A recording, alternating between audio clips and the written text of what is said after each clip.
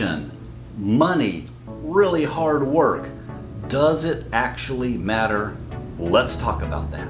So we are continuing to plow through the book of Ecclesiastes. We are in chapter 2, starting in verse 12, going all the way through verse 26, where Solomon clearly communicates that he doesn't think it's fair, that he works hard, he gains an education, he might have amassed some wealth, and then at some point he has to die and leave that to somebody behind him that might not have worked as hard. And he doesn't see that that is a very fair thing. Of course, the perspective here is devoid of God, separated from God. It's a very earthly perspective that he is trying to write from or communicate from. Let's read those verses. Starting in verse 12. So I turned to consider wisdom and madness and folly. For what can a man do who comes after the king? Only what's already been done. Then I saw that there is more gain in wisdom than in folly, as there is more gain in light over darkness. The wise person has his eyes in his head, the fool walks in darkness, and yet I perceive that the same event happens to all of them.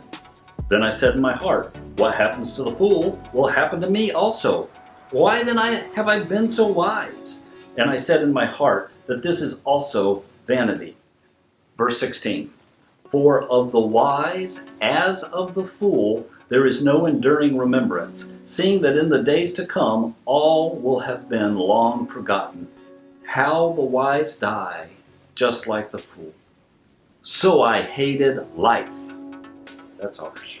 So I hated life, because what is done under the sun was grievous to me, for all is vanity and a striving after the wind.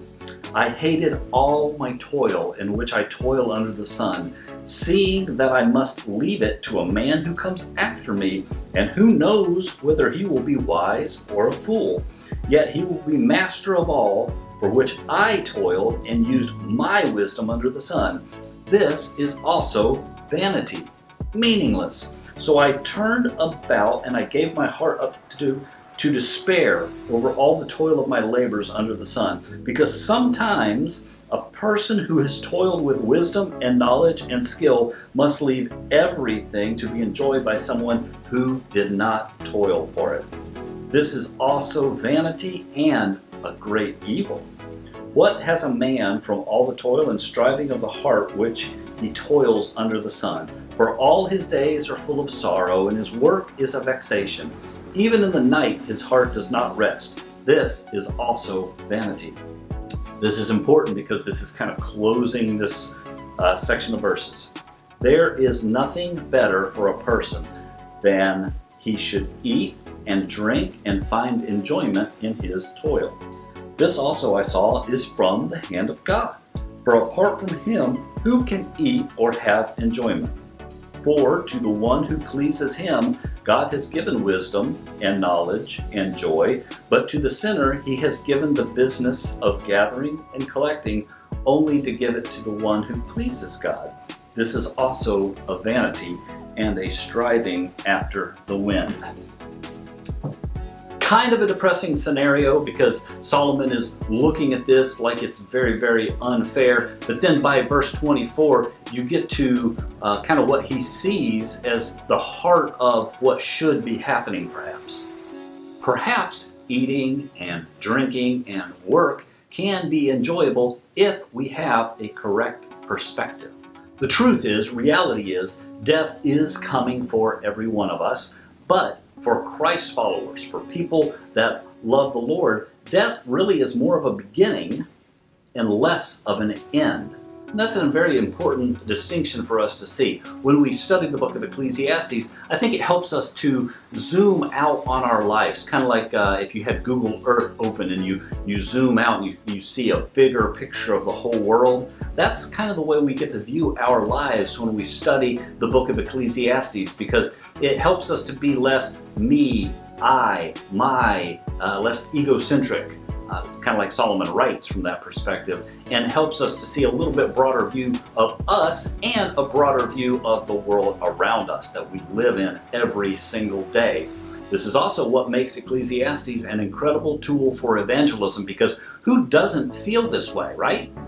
Who doesn't see that life is just not fair? I can look at my life and I can say, honestly, I know that my life matters because I can look back 5 years ago and 10 years ago and see people whose lives are changed because of my ministry, because of things that I've done.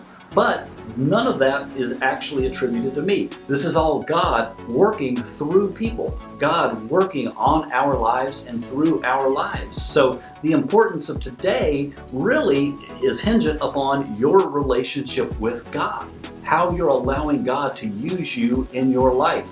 What type of kindness exists because of you? How are you loving people because God loved you first?